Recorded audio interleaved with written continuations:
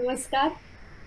महाराष्ट्र मंडळ सिंगापूर आयोजित जे जे उत्तम आत्मचरित्रातील नातेसंबंध या कार्यक्रमात आपले मनापासून स्वागत. यावर्षीच्या गणेशोत्सवाची संकल्पना नात्यांवर आधारित आहे. त्यामुळे आपण जे जे उत्तम या मंडळाच्या वार्षिक साहित्य उपक्रमात हीच संकल्पना घेतली आहे. आत्मचरित्र हा लोकप्रिय असा साहित्य प्रकार आहे. प्रसिद्ध व्यक्ती सार्वजनिक जीवनात कशा असतात हे तर आपण पाहतोच, पण मनुष्य स्वभावाप्रमाणे आपल्याला त्यांच्या व्यक्तिगत आयुष्याचेही कुतूहल असते. आपल्याला ही व्यक्ती एक सामान्य माणूस म्हणून कशी आहे हे जाणून घेण्यात रस असतो. मग त्यात त्या व्यक्तीचे नातेसंबंध, आयुष्याचा प्रवास, बालपण, तारुण्य, काही प्रसंग याविषयी आपल्याला जाणून घ्यायचे असते. आत्मचरित्रात यातील बऱ्याच गोष्टींचा उहापोह असतो. लिहिलेले सगळेच खरे असते असे नाही, तसे ते शक्यही नाही, कारण त्यातून दुखावले जाण्याची शक्यता जास्त असते. तरी सहसा आत्मचरित्र हे प्रामाणिक असते. अशाच काही आत्मचरित्रातील, तसेच इंग्लिशमध्ये आपण ज्याला मेमोयर म्हणतो, त्या आठवणी, व्यक्तिचित्रण यांची एक छोटीशी सफर आपण करून करून येणार आहोत. तर आता मी यापुढील सूत्र ओंकार गोखले यांच्याकडे देते. ते आता वाचतील. ओंकार, आपण काय वाचत आहात?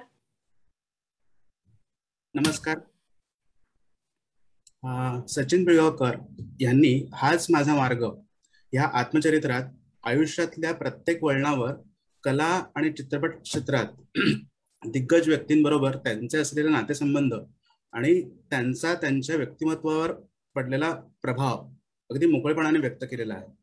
त्यापैकी निवडलेल्या 2 व्यक्ती आणि काही निवडक घटना. 1. राजा परांजपे.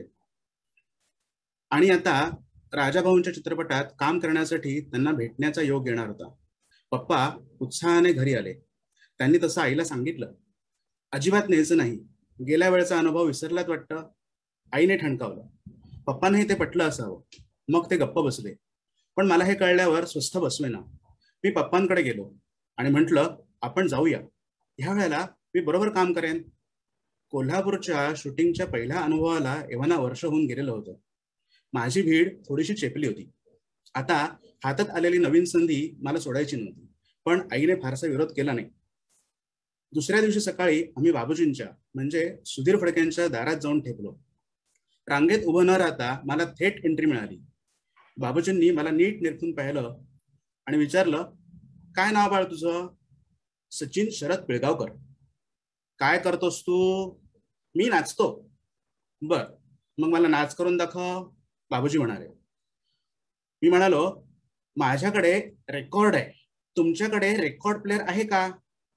पप्पांनी लगेच माझ्यावर डोळे वटारले. ज्या काळात रेकॉर्डचा समानार्थी शब्द म्हणजे सुधीर फडके असा होता, त्या काळात मी हा प्रश्न त्यांना विचारत होतो. पण ते कोण आहेत हे कळण्याचं माझं ते वयच नव्हतं. मी रेकॉर्ड दिली. बाबूजींनी ती लावली. गाणं सुरू झाल्यावर माझं नाचही सुरू झालं. त्यांना गंमत वाटली. राजाभाऊ तोपर्यंत आले नव्हते. राजाभाऊ येत आहेत, आपण त्यांच्याशी तुमची भेट करून देऊ. त्यांनी एक मुलगा निवडलाय, पण तो 6.5-7 वर्षांचा आहे. आम्हाला खरं तर कमी वयाचा हवा होता, पण तो मिळत नव्हता, त्यामुळे त्यांनी हा सिलेक्ट केला. ही अशी माहितीही बाबूजींनी पुरवली. एव्हाना राजाभाऊंची गाडी बाबूजींच्या घरापर्यंत येऊन पोहोचली होती. बाबूजींनी त्यांना मला बघण्यासाठी वर यायला सांगितलं, पण राजाभाऊंना त्यांच्या निवडीबद्दल पक्की खात्री होती. वर येण्याची गरज नाही, मी सिलेक्ट केलेला मुलगाच योग्य आहे, आता आणखी मुलं मला बघायची नाहीत, हे त्यांनी खालूनच स्पष्ट केलं. 2 मिनिटासाठी तरी वर येऊन जा, बाबूजींनी आग्रह धरला. काही गरज नाही हो, त्या मुलाला घरी पाठवून द्या, मी त्याला बघणार नाही, आता मी थकलेलो आहे.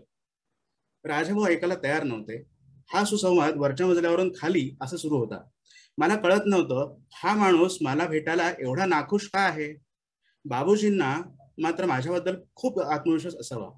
ते सुद्धा हटायला तयार नव्हते. राजाभाऊ, तुम्ही निवडलेल्या मुलालाच घेऊन या, पण माझ्यासाठी 2 मिनिटं तरी वर याल.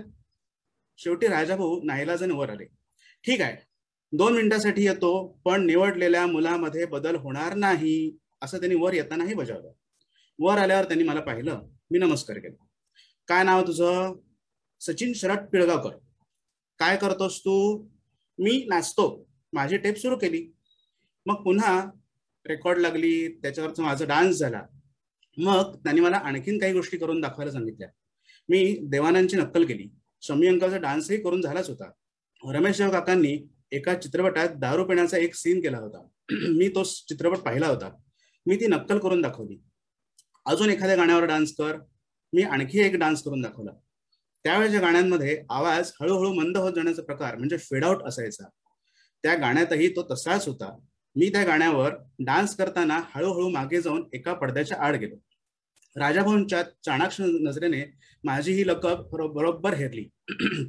त्यांना लक्षात आलं की ह्या मुलाची समज प्रचंड दांडगी आहे. गाण्यातल्या फेडआउट मधलं त्यानं स्वतःलाही हळूहळू डिझॉल्व्ह केलेलं आहे. राजाभाऊ फक्त 2 मिनिटांसाठी वर आले होते. ते तब्बल 2 तास थांबले. निर्णय झाला, चित्रपटात ह्याच मुलाला घ्यायचं. चेंबूरच्या आशा स्टुडिओमध्ये मुहूर्त करायचा. चित्रपटाचं नाव होतं हा माझा मार्ग एकला. राजाभाऊंनी माझ्याकडून एवढं काही करून घेतलं होतं. त्यामुळे पप्पांनी उत्सुकतेपोटी विचारलं, चित्रपटातली भूमिका अशीच आहे का? राजाभाऊ म्हणाले, नाही, याच्या पूर्ण विरुद्ध भूमिका आहे. पण तो हे करू शकतो, त्या अर्थी तेही तो करू शकेल हे आता माझ्या लक्षात आलंय. मुहूर्ताचा शॉट सचिनला द्यायचा हे सुद्धा त्यांनी ठरवून टाकलं. मुहूर्ताची तारीख ठरली. राजाभाऊंच्या परीक्षेत मी पास झालो होतो तरी नशिबाला माझी आणखी परीक्षा घ्यायची असावी. कारण मुहूर्ताच्या दिवशीच पहाटेच मला थंडी वाजून 3:30-4 पर्यंत ताप भरला. अशा अवस्थेत मला शूटिंगला नेणं शक्यच नव्हतं. पप्पांनी तसं सेटवर कळवलं. राजाभाऊ मात्र माझ्यासाठीच आग्रही होते. तुम्ही त्याला घेऊन या, एकच शॉट आहे, तो झाल्यावर लगेच तुम्हाला मोकळं करू, पण त्याच्यावरच मुहूर्त करायचा आहे, असा निरोप त्यांनी धाडला.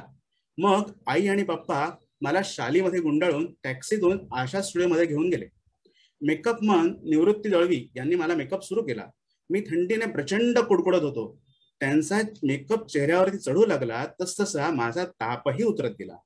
मेकअप पूर्ण होईपर्यंत माझ्या अंगातला ताप खडखडीत उतरला होता. मी मुहूर्ताच्या शॉटसाठी तयार झालो. कॅमेरा सुरू झाला. देवाच्या तसबिरीसमोर मला हात जोडून बसायचं होतं. पडद्यावरचा माझा पहिला डायलॉग होता, शुभं करोति कल्याणम आरोग्यम धनसंपदा शत्रुबुद्धी विनाशाय दीपज्योती नमोस्तुते. माझ्या चित्रपटातल्या कारकिर्दीत जे काही शुभ घडलं त्याची ती ही नांदी असावी. पुढे या चित्रपटाचे पहिले शेड्यूल लागले ते कोल्हापूरच्या जयप्रभा स्टुडिओमध्ये, जिथे पहिल्या चित्रपटासाठी सचिनला नकार दिला गेला होता. तेव्हा वय होतं 3.5 आणि आत्ताचा वय होतं फक्त 4.5. ह्या चित्रपटासाठी उत्कृष्ट बालकलाकाराचा राज्य पुरस्कार आणि नंतर राष्ट्रीय पुरस्कार मिळाला. इथेही हे सांगावं असं वाटतं. आणि आता दुसरी व्यक्ती आहे अमिताभ बच्चन. अमिताभ बच्चन ह्या व्यक्तिमत्वाशी माझी पहिली भेट झाली ती मुंबईच्या विमानतळावर. शोलेच्या शूटिंगसाठी मला बेंगलोरला जायचं होतं. शोले नंतर आला सत्ते पे सत्ता. 7 ब्राइड्स फॉर 7 ब्रदर्स ह्या इंग्रजी चित्रपटावरून प्रेरणा घेऊन सत्ते पे सत्ताची निर्मिती करण्यात येणार होती. 7 भावांची कथा. मोठ्या भावाच्या रवीच्या भूमिकेसाठी अमिताभ बच्चन यांची निवड झाली. त्यापाठोपाठ सर्वात धाकट्या भावाची म्हणजे सनीच्या भूमिकेसाठी मला घेण्यात आलं.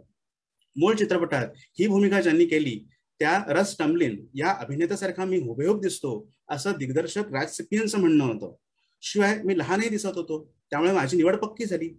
बारमध्ये आम्हा भावांची मारामारी होते त्या दृश्यापासून शूटिंगला सुरुवात झाली. अमितजी आणि माझी आधीपासूनच ओळख होती.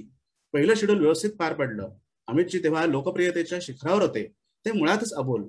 त्यांची एक सवय म्हणजे ते जेव्हा मैत्री करतात तेव्हा एवढे खुलतात की बस.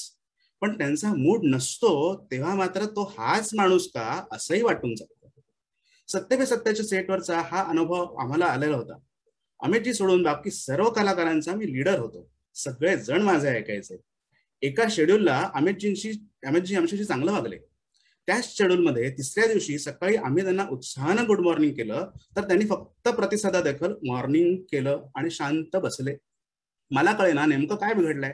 मग मी बाकीच्या कलाकारांना सांगितलं की आपण शांत राहू, त्यांना डिस्टर्ब करायला नको. पुढचे 2 दिवस असेच गेले. आम्ही त्यांच्याशी स्वतःहून बोलायलाही गेलो नाही. शूटिंग झालं की आम्ही गप्पा मारत बसायचो. 2 दिवस अमितजींनी ते पाहिलं. शूटिंगच्या 4थ्या दिवशी आम्ही असेच गप्पा मारत बसलो होतो तर ते स्वतःची खुर्ची उचलून घेऊन आले आणि आमच्या जवळ येऊन बसले. ते आल्या आल्या मी त्यांना सगळ्यांना म्हटलं, चला मग सगळे जण आपापल्या खुर्च्या घेऊन उठले आणि आम्ही दुसरीकडे जाऊन बसलो. काहीतरी गडबड आहे हे त्यांच्या लक्षात आलं. लंच ब्रेकमध्ये माझ्या खोलीत सगळे जेवणासाठी जमले होते. दारावर टकटक झाली. मी म्हटलं, येस. बाहेरून आवाज आला, Amitabh Bachchan, you may come in. ते आत आले. काय प्रॉब्लेम आहे त्यांनी विचारलं. आमचा काहीच प्रॉब्लेम नाहीये सर. प्रॉब्लेम तुमचाच आहे. तुम्ही कधी फ्रेंडली होता, कधी तुमचा मूड नसतो, तुमच्याशी कसं वागायचं तेच कळत नाही. त्यामुळे आम्ही ठरवलं की तुम्हाला उगाच कशाला डिस्टर्ब करा. तसं नाही, माझ्या डोक्यात काही गोष्टी चालू होत्या. अहो पण ते आम्हाला कसं कळणार सर. त्यामुळे तुम्हाला डिस्टर्ब न करणंच हे चांगलं नाही का. ते विसरून जा. आता पुढे काय. फ्रेंड्स. Always sir. फ्रेंड्स नाही, ब्रदर्स. त्या दिवसापासून अमिताभ बच्चन हे इतरांसाठी स्टार होते, पण आमच्यासाठी भावासारखे होते. त्यांनी सुद्धा तो शब्द पाळला. तेव्हापासून मी त्यांना भाई म्हणतो. अमिताभ बच्चन सारखी माणसं क्वचितच जन्माला येतात. चांगली कौटुंबिक पार्श्वभूमी, उत्तम संस्कार, सर्वसामान्य माणसासारखी नोकरी करणं, त्यानंतरचा संघर्ष, चांगला अभिनेता म्हणून आनंदसारखा चित्रपट मिळणं, हे सगळंच त्यांच्या नशिबात होतं. अमिताभ बच्चन सारखं विचित्र नाव, रूढ अर्थाने देखणा नसलेला माणूस, पण स्वतःच्या टॅलेंटनेही देखणा दिसू शकतो. खूप संघर्ष अनुभवावा लागतो, अपमान सहन करावा लागतो, चित्रपटातून काढून टाकलं जाणं अनुभवावं लागतं, नशिबाने जंजीर मिळतो, नंबर 1 बनू शकतो, चित्रपटातून संन्यास घेऊ शकतो. असं एखाद्या माणसाच्या आयुष्यात क्वचितच घडू शकतं. वेगळं काम करण्यासाठी स्वतःची एबीसीएल कंपनी काढली, पण ती बंद करावी लागली. त्याच काळात केबीसी सारख्या कार्यक्रमाची संधी आली, पण स्वतःच्या पत्नीसह अनेकांनी टीव्हीवरचा तो कार्यक्रम करण्यास कडाडून विरोध केला होता. तो न जुमानता स्वतःच्या मनाचा सल्ला घेऊन त्यांनी छोट्या पडद्यावरती आगमन केलं आणि त्यातून पुन्हा फिनिक्स सारखी भरारी घेतली.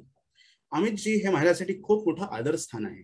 सत्य पे सत्तानंतर एकत्र काम करण्याचा योग कधी आला नाही. फक्त राम गोपाल वर्माने लावलेल्या आगीत आम्ही एका सीनसाठी एकत्र आलो होतो. अमितजी आणि माझं नातं जसं आदराचं, खेळीमेळीचं आहे. पडद्यावरची आमची जी केमिस्ट्री आहे ती प्रेक्षकांना आवडणारी आहे. माझ्या मते आम्हा दोघांना पडद्यावरती एकत्र काम करण्याची आणखी संधी मिळायला हवी होती. अर्थात मी त्यांच्या एवढा उत्तम कलाकार आहे असा माझा अजिबात दावा नाही, परंतु पडद्यावरती आम्ही एकत्र काम करतो तेव्हा आमचा अभिनय एकमेकांना पूरक म्हणजे कॉम्प्लिमेंटरी असतो. तर अशा या व्यक्ती आणि सचिनजी यांना एक मानाचा सलाम. सर्वांना गणेश चतुर्थीच्या हार्दिक शुभेच्छा आणि सगळ्यांना धन्यवाद.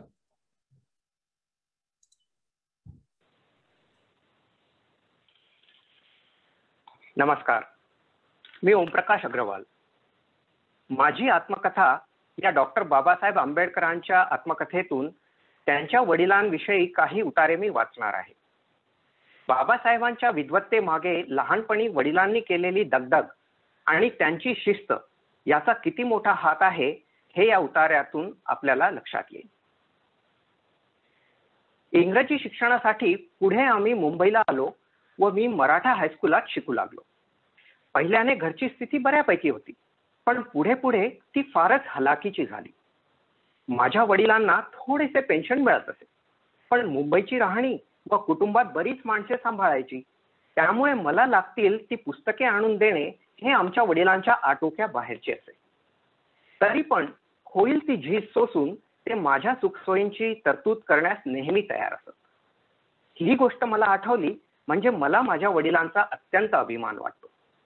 असा प्रेमळ पिता फार थोड्यांना लाभत असेल असे माझे मन मला नेहमी ग्वाही देत असते.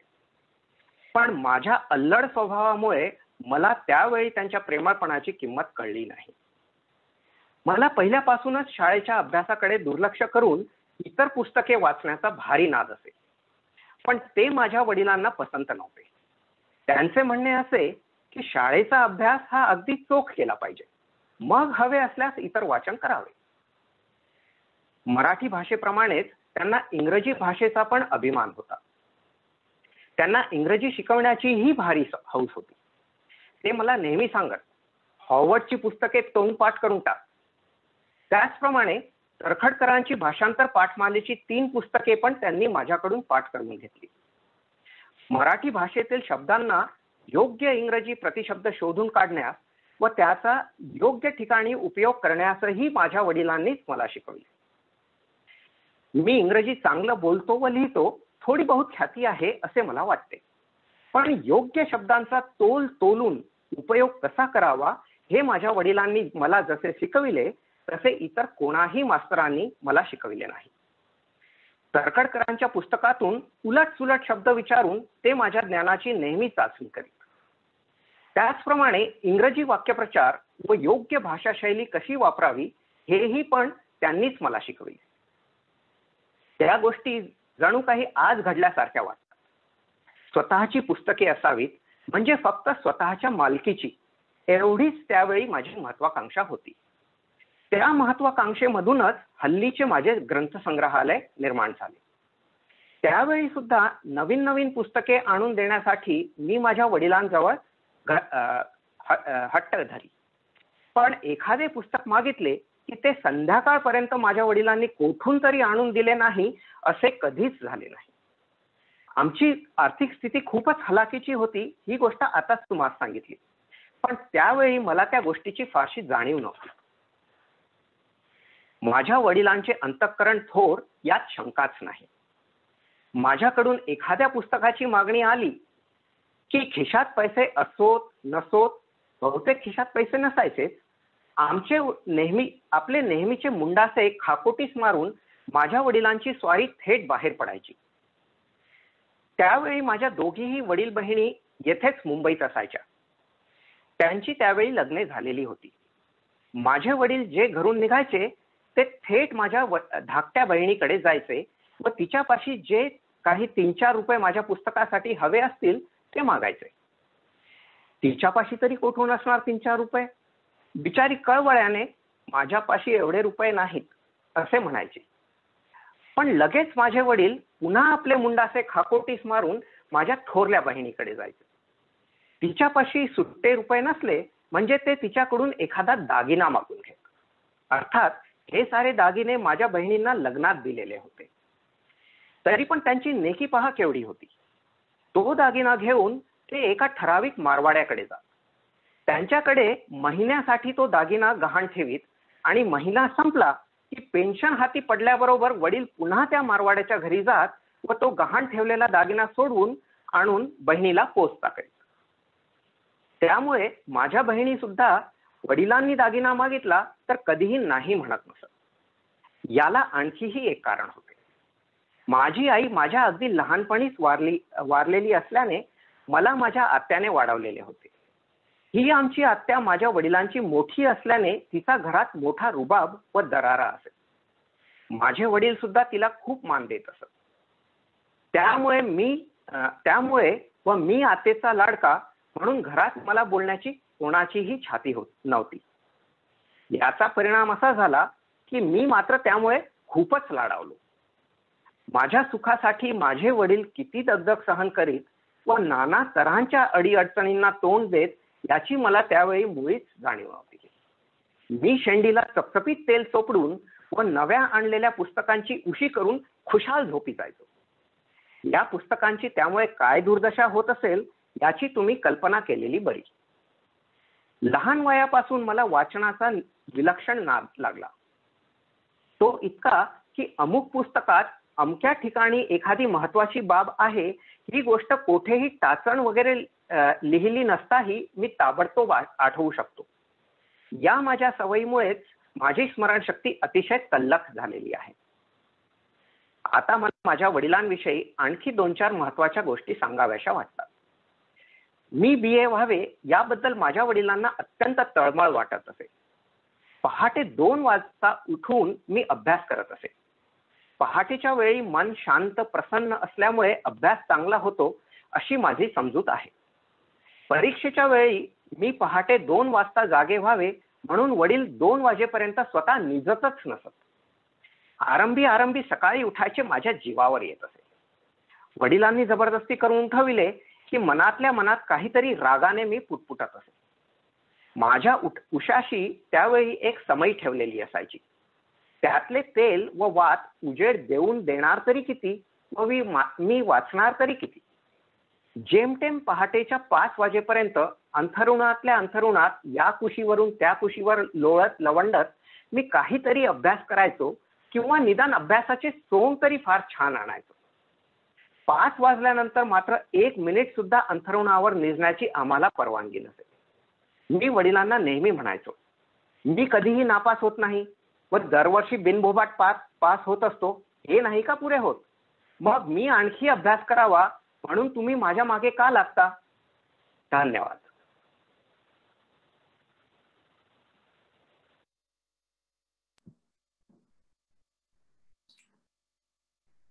नमस्कार.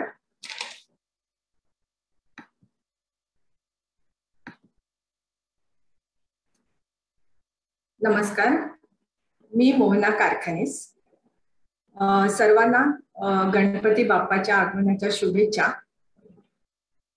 आता मी तुम्हाला वस्त्रहरण लिहिणारे सुप्रसिद्ध नाटककार गंगाराम गवाणकर लिखित वाह्या वस्त्रहरण या आत्मचरित्रातला काही भाग वाचून दाखवणार आहे. शिकण्याची प्रबळ इच्छा गवाणकर यांना पुढे अत्यंत बिकट परिस्थितीतून घेऊन गेली. त्या प्रवासात त्यांना भेटलेले आणि त्यांच्याशी जोडलेले नाते या उतार्यात स्पष्ट होते.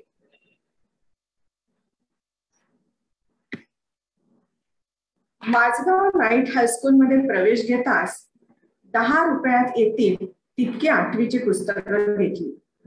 गावात 7वी पर्यंत शिक्षण दुसऱ्यांच्या पुस्तकांवरच झालं होतं. आता माझ्या हातात कोरी करकरीत स्वकमाईची 8वीची पुस्तकं होती. त्या पुस्तकांच्या विशिष्ट वासाने मी मोहरून गेलो होतो. कितीतरी वेळ त्या पुस्तकांना मी गोंजारत होतो. धूर ओकणाऱ्या घासलेटच्या डब्यावर मध्यरात्र उठून गेल्यानंतर सुद्धा ती पुस्तकं त्या 4x6च्या पत्र्याच्या खोलीत मी पुन्हा पुन्हा हाताळत होतो, वाचत होतो. वाचता वाचता तृप्तीच्या आनंदाच्या भरात मला कधी झोप लागली ते कळलंच नाही. सकाळी दूधवाल्या भैयाच्या दुधाच्या किटलीच्या खडगटाटाने जाग आली तेव्हा माझी नजर प्रथम उशाशी ठेवलेल्या पुस्तकांवर पडली आणि रडूच कोसळलं. कारण श्री गणरायाच्या वाहकाच्या वंशजांनी त्या कोऱ्या करकरीत पुस्तकांवर रात्रभर यथेच्छ ताव मारला होता. पूर्णपणे कुरतडून टाकली होती. अक्षरशः हृदय रक्तबंबाळ झालं. त्याच वेळी कळलं उंदीर मामांनी पायही रक्तबंबाळ केले होते. पोत्यात पाय बांधून झोपल्यामुळे वडील मात्र सुखनेवे भरत पडले होते. नाईट हायस्कूलमध्ये का होईना पण पहिल्याच दिवशी म्हणजे रात्री मी मोठ्या रुबाबात कोरी पुस्तकं घेऊन जाण्याचं स्वप्न उराशी बाळगलं होतं ते अशा तऱ्हेने कुरतडलं गेलं. त्या पुस्तकांचे अवशेष वडिलांच्या पत्र्याच्या पेटीत ठेवले आणि त्याच दिवशी म्हणजे रात्री सांताक्रूजच्या विमानतळावरून कामावरून सुटल्याबरोबर डोंगरीवरील माझगाव नाईट हायस्कूलमध्ये 8वीच्या वर्गात मी विद्यार्थी म्हणून पाऊल ठेवलं. हातात फक्त एक 100 पानी वही होती. मुंबईच्या शाळेत जाण्याची ती पहिलीच रात्र. शाळेत बाकड्यावर बसायची ती पहिलीच वेळ. त्या अगोदर 7वीची परीक्षा राजापूरला द्यायला गेलो तेव्हा परीक्षा केंद्रात बाकड्यावर बसायला मिळालं होतं. तशी घराघरात बाकडी असतात म्हणा, पण घरातली बाकडी आणि शाळेच्या वर्गातली बाकडी यात खूप खूप फरक असतो. शाळेच्या वर्गातील बाकड्यांच्या फळ्या आणि रंगमंचावरील फळ्या या दोन्ही मला मंतरलेल्या वाटतात.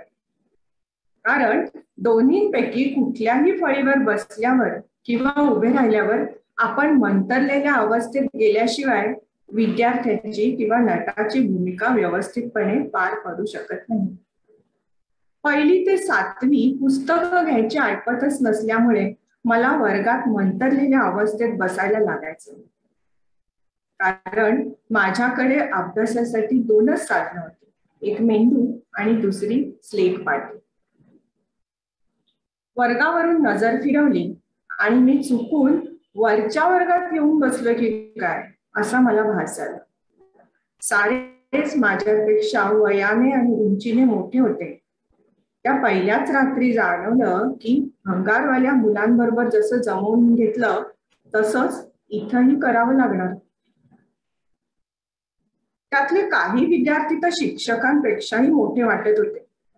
अनेकांच्या तोंडात पान तंबाखूचा तोबरा तर होताच, पण काहींच्या खिशात विड्या सिगरेटही दिसल्या. पहिल्या दिवशी म्हणजे रात्री स्वतः प्रिन्सिपल साठे सर वर्गावर आले.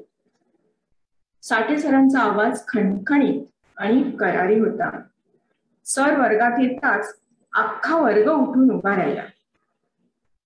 साठे सरांच्या तीक्ष्ण नजरेने 180 अंशाच्या कोनात संपूर्ण वर्गाचं निरीक्षण करून टाकले.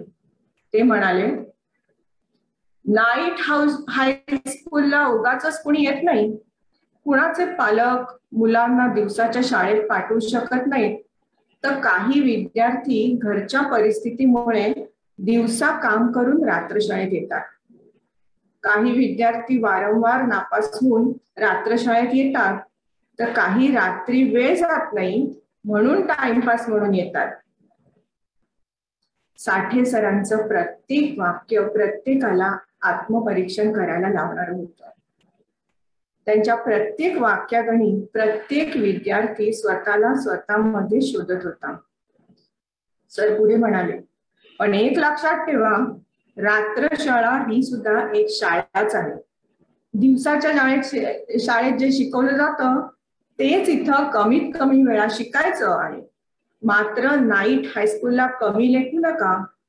गरिबीमुळे नाईट हायस्कूलला येणं मी समजू शकतो, परंतु घरातील गरिबी तुम्ही शाळेत येताना सोबत आणू नका.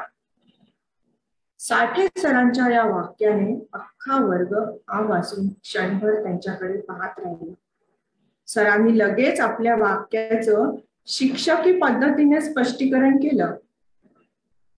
घरातली गरिबी इथे आणू नका याचा अर्थ वर्गात येताना तुम्ही विद्यार्थी म्हणूनच या. अंगावर फाटके कपडे असले तरी चालतील, परंतु ते स्वच्छच असायला हवे. आपल्या शाळेला गणवेश नसेल पण गणवेश आहे असं समजून तुम्हाला शिस्तीत वर्गात यायला हवं आणि वागायलाही हवं.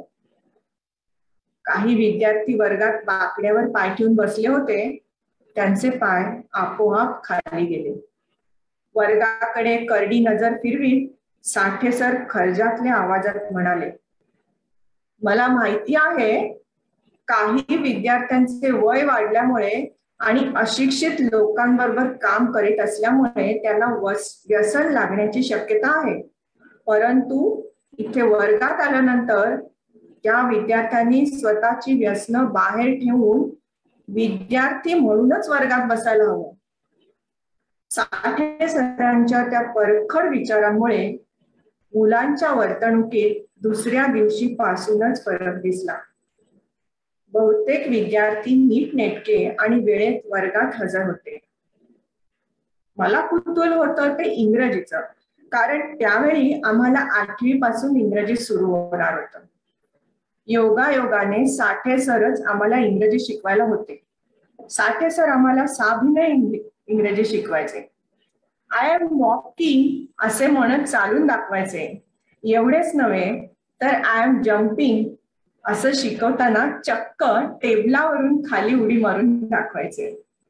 ए फॉर ऍपल आणि बी फॉर बॉय ही बाराखडी कोरस मध्ये पाठ करताना वर्गातील 35 विद्यार्थी आपल्या भसाड्या आवाजाने अख्खा वर्ग डोक्यावर घ्यायचे.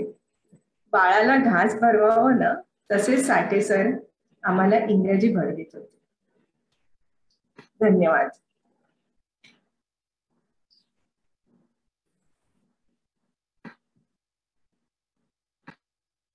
नमस्कार.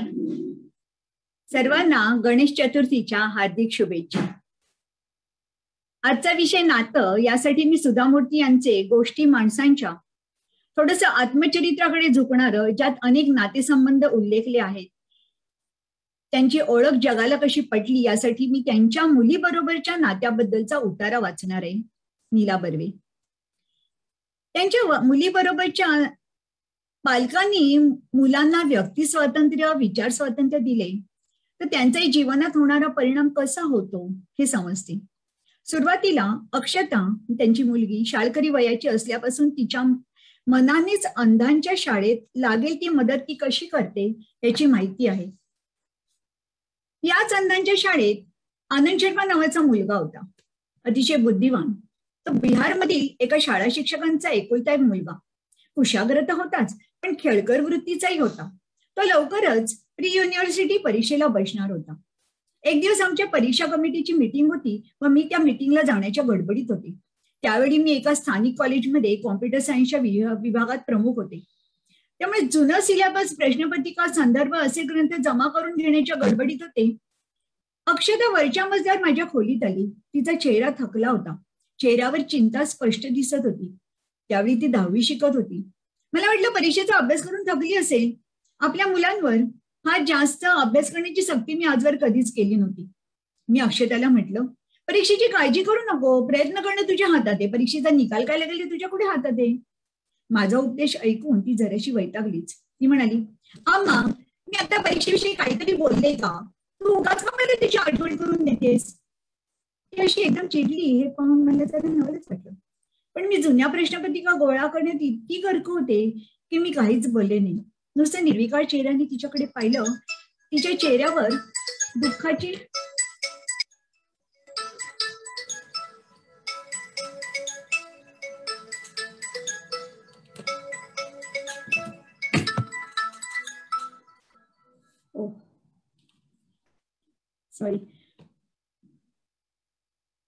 ती एकदम अशी चिडली हे पाहून मला जरा नवलच पडलं. पण मी जुन्या प्रश्नपत्रिका गोळा करण्यात इतकी गर्क होते की मी काहीच बोलले नाही. मी नुसतंच निर्विकार चेहऱ्याने तिच्याकडे पाहिलं. तिच्या चेहऱ्यावर दुःखाची छटा उमटली असं मला वाटलं की तो नुसताच भास होता. अम्मा, तुला तर आनंद शर्मा माहितीये ना? तो एकदा आपल्या घरी आला होता बघ. तो खूप हुशार आहे. तो वार्षिक परीक्षेत नक्कीच काहीतरी चांगलं करून दाखवेल, माझी खात्री आहे. आणि तशी खात्री त्याला सुद्धा आहे. त्याला पुढे शिकायची इच्छा आहे. ती बोलता बोलता थांबली. तेव्हा मी शोधत असलेल्या जुन्या प्रश्नपत्रिका मला सापडल्या होत्या, पण अजून सिलेबस काही सापडला नव्हता. माझं शोधणं चालूच होतं. अक्षता ती पाहत उभी होती. ती म्हणाली, अम्मा, त्याची दिल्लीच्या सेंट स्टीफन कॉलेजमध्ये शिकायची इच्छा आहे, पण त्याला कोणीच नाही आणि तो परिस्थितीने खूप गरीब आहे. शिवाय ते कॉलेज पण महागड आहे. त्याने काय करावं? त्याला कोण मदत करणार? मला खूप काळजी वाटते.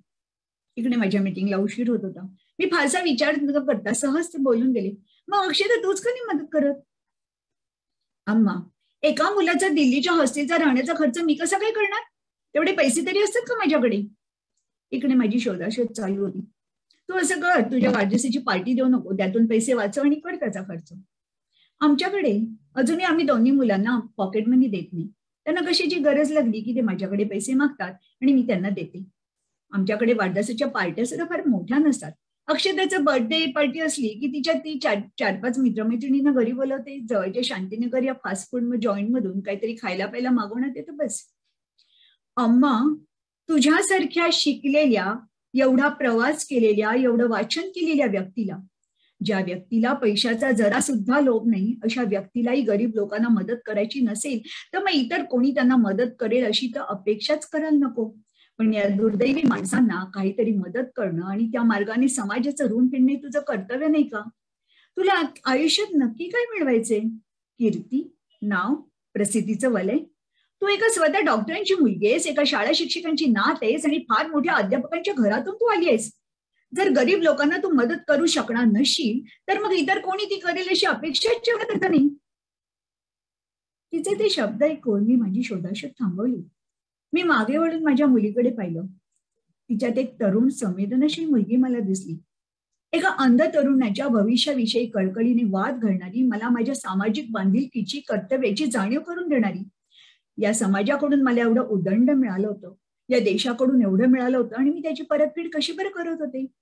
क्षणभर मी खिचल्यासारखी उभी राहिली. नंतर माझ्या लक्षात आलं, एवढा वेळ जे सिलेबस मी शोधत होते तो माझ्या हातात होता आणि माझ्या मीटिंगला उशीर होत होता. अक्षता तिथून निघून गेली. तिच्या डोळ्यात संताप होता तर मनात वेदना. मी गोंधळलेल्या मनोवस्थेत कॉलेजमध्ये जायला निघाली. मी तिथे पोहोचले तर नेहमीप्रमाणे मीटिंग उशिरा लागलेली होती. थोडा वेळ एकटी बसून होती. सेंट्रल कॉलेजच्या त्या भल्या मोठ्या खोलीत मी माझ्या आरामशीर खुर्चीवर निवांत बसली होती. एकटेपणा आणि एकांत यात फार मोठा फरक आहे. एकटेपणा कंटाळवाणा असतो तर एकांताची माणसाला गरज असते.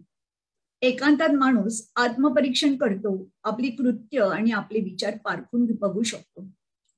मी बसून आज दुपारी घडलेल्या घटनांची मनातल्या मनात उजळणी केली. अक्षतेचे शब्द माझ्या कानात अजून पिंगा घालत होते. त्यावेळी मी 45 वर्षाची होते. या वयात माझं कर्तव्य काय बरं होतं? मला आयुष्याकडून काय हवं होतं? मी आयुष्याला जेव्हा सुरुवात केली तेव्हा गाठीला फारसा पैसा नव्हता. आज आम्ही ज्या स्थितीला येऊन पोचलो होतो त्यासाठी आम्हाला अतोनात परिश्रम करायला लागले होते. माझं आयुष्य हा एक खडतर प्रवास होता, पण या प्रवासाने मला काय शिकवलं होतं? मी खरंच पैसा, नाव, कीर्ती यासाठी काम करत होते का? नाही, त्यासाठी निश्चितच काम करत नव्हते.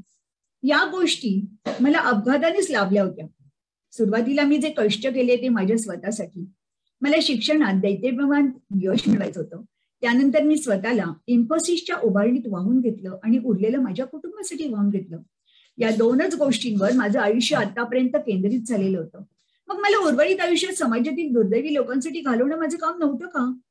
अवतीभोवती असे कितीतरी लोक होते जे त्यांचा स्वतःचा काही एक दोष नसताना दुःख भोगत होते. मग त्यांना मदत करणं माझं कर्तव्य नव्हतं का? अचानक मला JRDचे निरोपाचे शब्द आठवले, समाजाचं ऋण परत करा.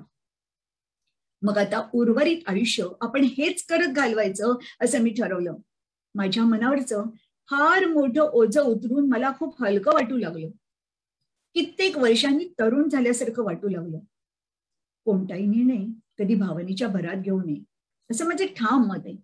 निर्णय घेताना शांत मनाने घ्यायला हवा. आपल्या त्या निर्णयाचे काय परिणाम होणार आहेत याची पूर्ण कल्पना आपल्याला हवी. त्यानंतर एका आठवड्याने मी माझ्या विभाग प्रमुख पदाचा राजीनामा दिला आणि केवळ अध्यापनाचं काम तेवढं करत राहण्याचं ठरवलं. कदाचित ही आमच्या घराण्याची परंपरा असावी. आमच्याकडे मोठ्या माणसांनी लहानांकडून काही शिकायचंय असं प्रघातच आहे. मी माझ्या आजीला कन्नड लिहायला वाचायला शिकवलं. आता माझ्या मुलीकडून एक जबाबदार नागरिकाची कर्तव्य कोणती ते मी शिकण्याची वेळ आली होती. माझ्या जीवनात, माझ्या कार्यात हा एवढा आनंद निर्माण झाला तो केवळ अक्षतामुळेच, आणि त्याबद्दल मला नेहमीच कृतज्ञता वाटेल. माझ्या शैक्षणिक यशापेक्षा आणि धनसंपत्तीपेक्षा या गोष्टी कितीतरी मोठ्या आहेत. एखाद्या अनाथ परित्यक्त व्यक्तीच्या डोळ्यात मला जेव्हा आशेचा किरण दिसतो किंवा एकेकाळी असहाय्य असलेल्या लोकांच्या चेहऱ्यावर समाधानाचं हास्य विलसताना दिसतं तेव्हा मला पण खूप समाधान वाटतं. मी या जगात काहीतरी बदल घडवून आणत आहे हेच लोक अप्रत्यक्षपणे मला सांगतात.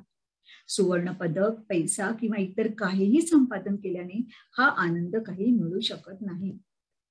यानंतर मी इन्फोसिस फाउंडेशनची फाउंडर ट्रस्टी झाले आणि माझ्या कामाची सुरुवात केली. इन्फोसिस फाउंडेशनने आजवर भारतातील विविध राज्यांमध्ये मानवतेच्या कल्याणाचे उपक्रम हातात घेऊन असंख्य गोरगरिबांना मदतीचा हात दिला आहे. या सर्व राज्यांमधलं ओरिसा हे राज्य माझ्या हृदयात घर करून बसलं आहे. मला आजवर वेळोवेळी अनेक पुरस्कार प्राप्त झाले. त्यातील एक म्हणजे इन्फोसिसला देण्यात आलेले इकॉनॉमिक्स टाइम्स अवॉर्ड. एक ट्रस्टी या नात्याने मी हा पुरस्कार घेण्यासाठी गेले. परंतु या पुरस्काराची घोषणा होताच मला माझ्या गुरूंची आठवण झाली. आता अक्षता US मध्ये शिकत होती. मी तिला फोनवरच सांगितलं, या पुरस्कार वितरणाच्या सोहळ्यासाठी तू निदान 1 दिवसासाठी तरी मुंबईला आलंच पाहिजेस. तू मला जर योग्य वेळी जागा केलं नसतंस तर मी आज या ठिकाणी येऊन पोचले नसते. तू तिथे मला हवी आहेस. माझ्या दृष्टीने ते फार महत्वाचं आहे. मी या बाबतीत अक्षताची आजन्म ऋणी राहीन. धन्यवाद.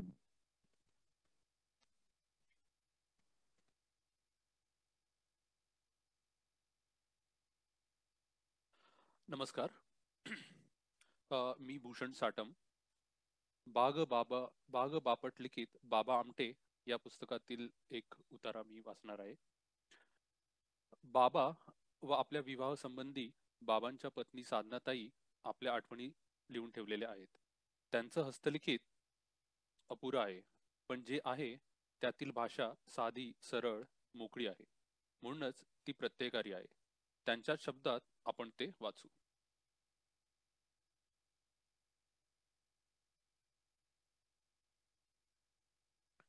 आताची साधना आणि पूर्वीची इंदू घुले. बाह्यांगातच नव्हे तर अंतरंगातही कमालीचा फरक झालेला आहे. माझ्या पूर्वायुष्याची आठवण झाली म्हणजे माझेच मला आश्चर्य वाटते. प्राप्त परिस्थितीतून जात असताना हा फरक सहजच पण न कळत घडत असतो. पूर्वीची मी म्हणजे अत्यंत लाजाळू स्वभाव, स्त्रियांशी सुद्धा बोलण्याचा संकोच, तिथे पुरुषांची काय कथा. माझ्या वडिलांच्या एका मित्राने मी त्यांच्याशी बोलले नाही तेव्हा चिडून उद्गार काढले, इंदूचे बोलणे म्हणजे सोन्यासारखे 80 रुपये तोळा. त्यावेळी सोन्याचा तो भाव होता. आणि ते बहुतांशी खरेच होते. मी फार फार तर लहान मुलांमध्ये मिसळत असे, पण मोठ्यांच्या वाऱ्यालाही उभी राहत नसे. माझी आई चिडून मला नेहमी मुखस्तंभ म्हणायची. माझ्या अशा विचित्र स्वभावामुळे मी माझे अनेक प्रकारे नुकसान करून घेतले.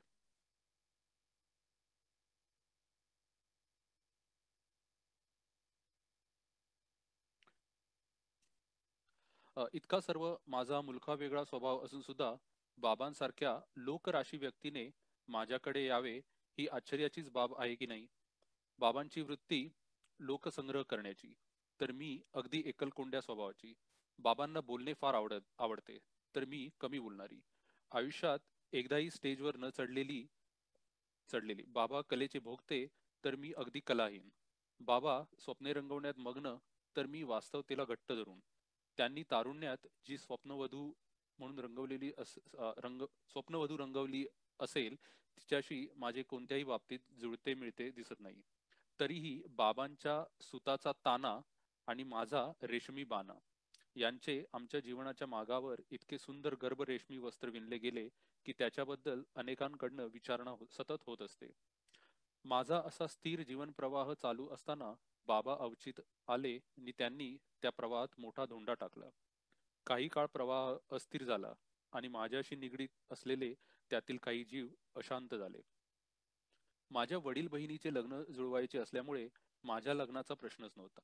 तरी पण अनेकांच्या सोयीस्कर अपेक्षांचा मी केंद्रबिंदू आहे हे समजायस मला वेळ लागला नाही. वडील बहिणीचे लग्न व्हायचे आहे म्हणून माझे तूर्त नाही अशी संभावना करून अनेक असंतुष्ट आत्म्यांची नामर्जी निराशा पत्करावी लागली. त्याच वेळी योगायोगाने वडील बहिणीचे लग्न जुळविण्याकरिता थोडी मदत म्हणून माझ्या आईच्या चुलत्यांनी बाबांना पाचारण केले. कारण वर हा बाबांचा जुना मित्र समजला जात होता. बाबा त्यावेळी लांब दाढी, पूर्ण पाठभर दाढ जटा, हातात एक केन वजा काठी आणि खांद्यावर एक सामानाची थैली व घोंगडे अशा वेशात आमच्या घरी आले. मी आणि माझ्या बहिणीने दरवाजा आडून त्यांच्याकडे बघत होतो. आपापसात आम्ही त्यांची दंड संन्यासी म्हणून चेष्टा उडवित होतो. अशा आम्ही टिंगल उडविण्यात निष्णात होतो. लग्न करायचे नाही म्हणून बाबांनी हा वेश नवे सोंग पत्करले होते, पण ते अखेर सोंग नव्हे तर ढोंग ठरले. इतक्यात माझी आई हसत हसत आली आणि आम्हा मुलींना म्हणाली, आमटेंचा मुरली पाहिला का? याने आपला असा का अवतार करून घेतला? तिच्या बोलण्यात केविलवाना भाव होता. तितक्यातच माझ्या आईच्या काकांनी आम्हाला बाहेर बोलावले. एकेकीचा परिचय करून देण्यात आला. माझा परिचय करून देताना काकांनी माझी फार स्तुती केली. फार कामाची, अभ्यासात नेहमी पहिली. बाबांची नजर माझ्यावर खेळली. क्षणिक 4 डोळ्यांचे मिलन झाले. माझी दृष्टी स्वभावाप्रमाणे अवनत झाली. माझी तारीफ चालू असताना बाबा फक्त हसत होते, पण मला त्या वेशात फार आवडले. म्हणजे मला एकदम त्यांच्याबद्दल आदर वाटू लागला. पण हृदयात काहीतरी अपरिचित अस्वस्थता सुरू झाली. हे नाकबूल करून चालणार नाही. नेमके बाबा येण्यापूर्वी काही तास अगोदर मला एका PhD मुलाला दाखवण्याचा कार्यक्रम आटोपला होता. त्या मुलाबद्दल मी नापसंती दाखवल्याबद्दल माझे आजोबा माझ्यावर खूप गरम झाले होते. ते सारखे माझे मन इतरांकडून वळवित होते. बाबांची मला काहीच माहिती नव्हती.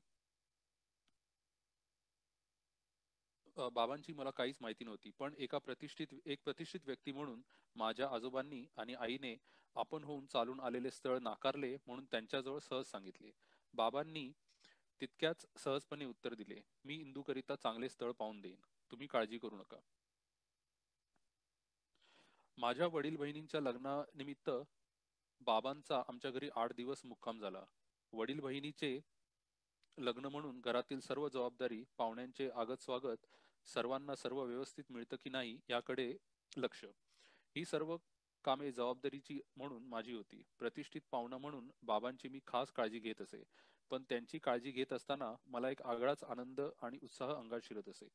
लग्न घर म्हणून सर्व खोल्या पसाऱ्याने भरलेल्या. बाबा प्रार्थना करतात हे मला माहीत नव्हते. पहिल्या दिवशी त्यांनी ज्या पसाऱ्याच्या कचाऱ्यातच कसेबसे योगासन घालून प्रार्थना केली, मला खूप लाज वाटली. दुसऱ्या दिवशी रात्रीच मी त्या खोलीचा काही भाग साफ करून त्यावर सतरंजी घालून बैठक तयार केली. इकडे घरात मला उगीच बाबांच्या सोंगावरून चिडवाचिडवी सुरू झाली. इंदूशी लग्न करायला आमटे एका पायावर तयार होतील वगैरे वगैरे. पण खरोखरी वेळ आल्यावर मात्र सर्वांच्याच तोंडचे पाणी पळाले. बहिणीचे लग्न झाल्यानंतर बाबा पुन्हा 8 दिवसांनी आमच्याकडे आले. त्यावेळी त्यांचा पूर्वीचा संकोच फार फिटला होता. त्यावेळी ते धीटपणे आपली कामे मला सांगत असत. एकदा आम्हाला खादीवर व्याख्यानही त्यांनी दिले. पहिल्या वेळी बाबा परत गेल्यानंतर माझे मात्र कशातच लक्ष लागेना. हा बदल मलाही जाणवू लागला. पण बाबांचा तो साधूचा वेश, लग्नाची कल्पनाही मनात आणणे पाप वाटे. पण एक अनामिक ओढ मात्र वाटू लागली हे खरे. सर्वांच्या इच्छेविरुद्ध बाबांशी विवाहबद्ध होण्याचे मी का ठरविले ते देखील चमत्कारिकच आहे. चाकोरीच्या बाहेरचे जीवन जगावे ही इच्छा, प्रेमाचे बीजारोपण तर पहिल्याच दृष्टभेटीत झाले हे कबूल करावयास हरकत नाही. घरच्या म्हाताऱ्या मोलकरणी सोबत मी अनेकदा भांडी घासू लागत असे. तसेच आमच्या घरासमोर म्युन्सिपाल्टीचा नळ होता. त्या नळावर खूप बायका पाणी भरण्यासाठी येत असत. मांग, महार, भंगी जातीच्या स्त्रियांना पाणी कुणी दुरून देईल तरच मिळायचे. मला त्याची खूप क्यू यायची आणि आजूबाजूला कोणी नाही असे पाहून हळूच त्यांना घराच्या बाहेर दरवाजाजवळ बोलवायची आणि घरातील विहिरीचे पाणी काढून त्यांचे माड भरायची. परंतु आपण काही खास करत आहोत ही कल्पना कधी मनाला स्पर्श करूनही गेली नाही. तो माझा स्वभावधर्मच झाला होता. परंतु बाबांना त्या गोष्टी जरा वेगळ्या वाटल्या. त्यांनी माझी माहिती मोलकरणीपासून त्या आईपर्यंत काढून घेतली. मग आपला निर्णय पक्का केला. मी मात्र काहीच माहिती काढली नाही. मला त्यांच्यातला प्रियकर ममताळू स्वभाव फारच आवडला. त्यांच्यातला प्रियकर चिरंजीव आहे. आमचे लग्न 9 ऑगस्ट रोजी पक्के झाले. प्रत्यक्ष लग्नाची तारीख मात्र 18 डिसेंबर 1946 ही ठरली. 4 महिन्यांचा तो काळ आम्हाला एकमेकांपासून जाणून घेण्यास बराच अनुकूल झाला. धन्यवाद.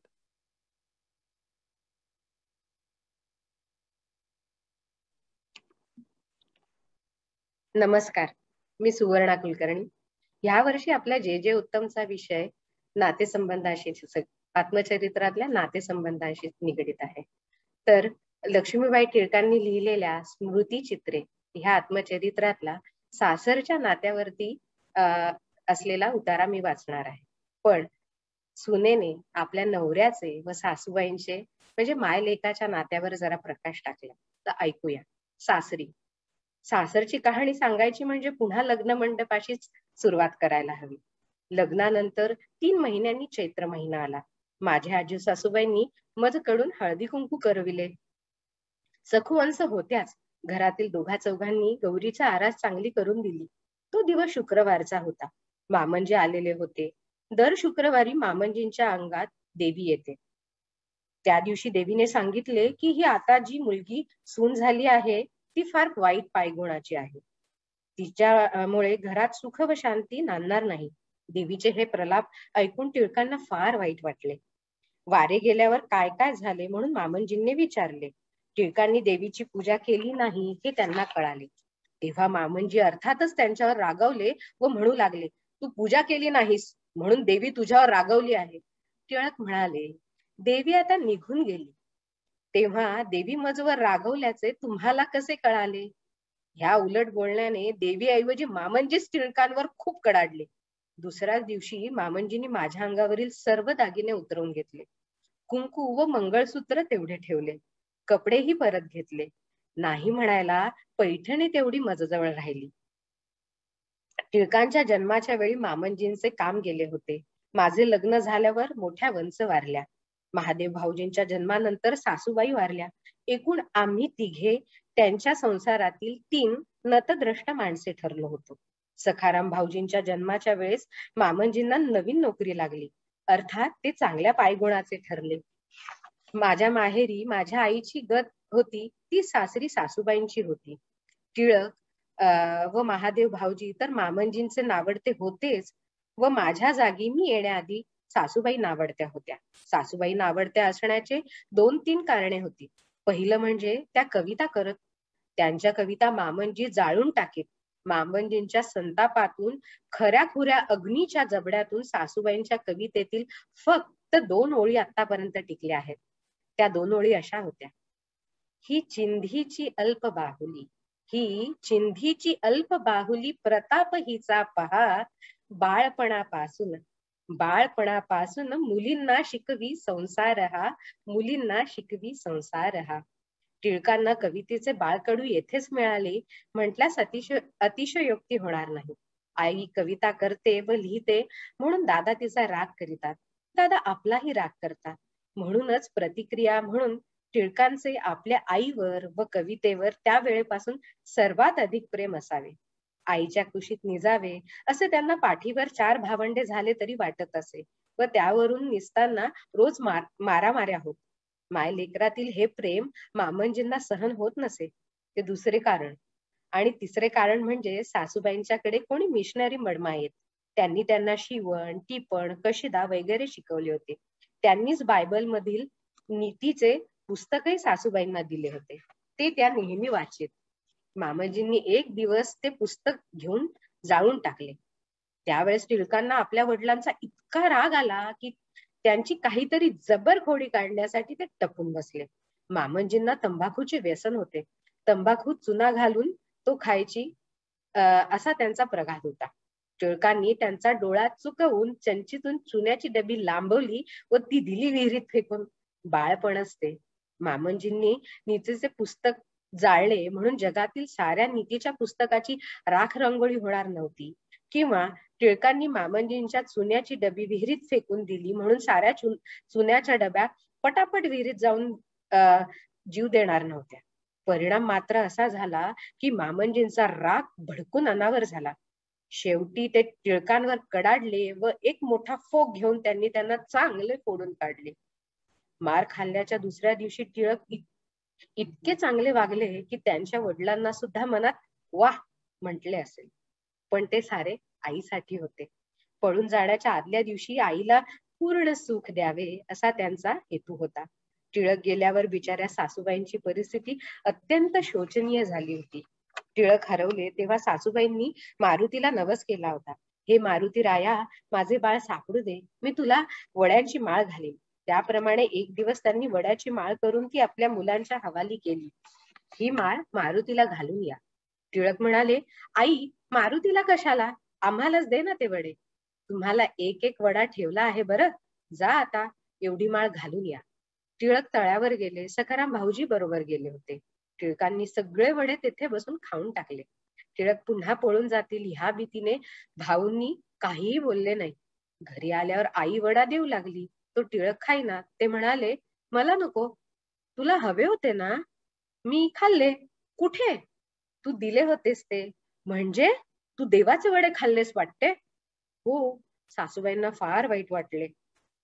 सासूबाईंना जितका राग आला तितकेच टिळकांचे कौतुकही वाटले. दुसऱ्या दिवशी सासूबाईंनी स्वतः जाऊन मारुतीच्या गळ्यात सासूबाईंना फार वाईट वाटले. तू सांगत होतीस ना, देव लांब नाही, आपल्या अंतःकरणातच राहत होतो. सासूबाईंना जितका राग आला तितकेच टिळकांचे कौतुकही वाटले.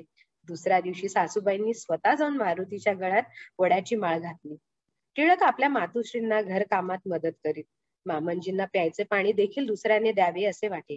टिळक आईला पाणी भरू लागत तेव्हा मामंजी म्हणावे, भर, पाणीच भर, तुझ्या नशिबी पाणीच भरायचे आहे. हा सखाराम पहा, तुझ्याहून लहान असून कसा अभ्यास करतो. हे ऐकून सासूबाईंच्या डोळ्यापुढे आपल्या मुलाचे पाणक्याचे चित्र उभे राहील व त्या रडू लागे. त्यांचे डोळे पुशीत टिळक म्हणत, आता खरंच तू सांगशील ना, मी तसं वागेन. पुढे मामंजींची बदली मोखाड्यास झाली. तिकडे शिक्षणाची सोय नसल्यामुळे त्यांनी एकटेच जाण्याचे ठरवले. बायको मुले कल्याणास ठेवली आणि ते मोखाड्यास आपल्या कामावर रुजू झाले. आता टिळकांना आपल्या आई बरोबर मनसोक्त बोलावयास मिळत असे. त्यांचे कारण म्हणजे मामंजी असताना काम फार व ह्या मायलेकांचे बोलणे ऐकून त्यांना राग येत असे. आता तसे बिलकुल नव्हते. आता फक्त मुले व आई, मग काय विचारता. मोठा झालास म्हणजे सर्व काही तुला समजेल. अशा प्रकारचे बालवयाला साजेसे संभाषण दोघा मायलेकात होत असे. टिळक म्हणत, आई तुला मी कधी कधी सोडून जाणार नाही. माझ्यासाठी तुला फार फार त्रास झाला ना. बरे असू दे रे, तू मात्र असाच चांगला राहा म्हणजे झाले. मनुष्याचे बेत, विचार आणि पुढील कृती वगैरे सर्व देवाच्या इच्छेवर अवलंबून असतात. धन्यवाद.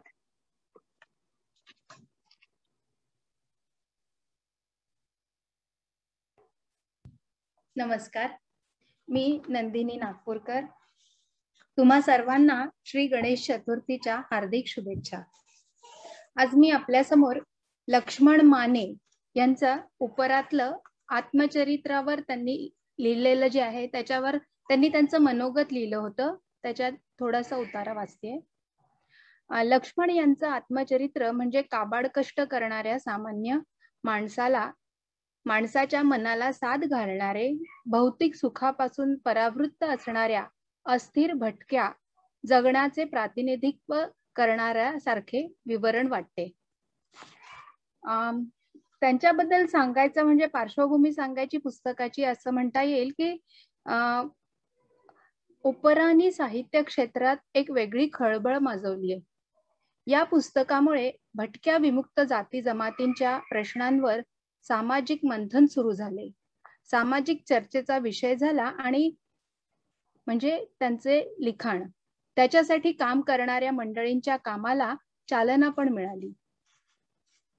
ते म्हणतात, जे जे जगलो, जे जे भोगलं, अनुभवलं, पाहिलं, ते ते तसंच लिहित गेलो.